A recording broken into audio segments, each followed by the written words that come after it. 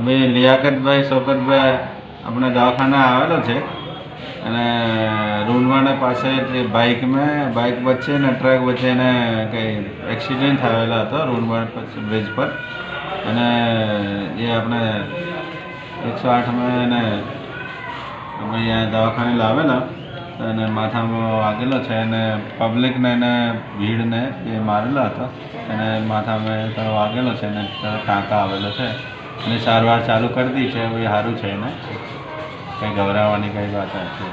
Okay.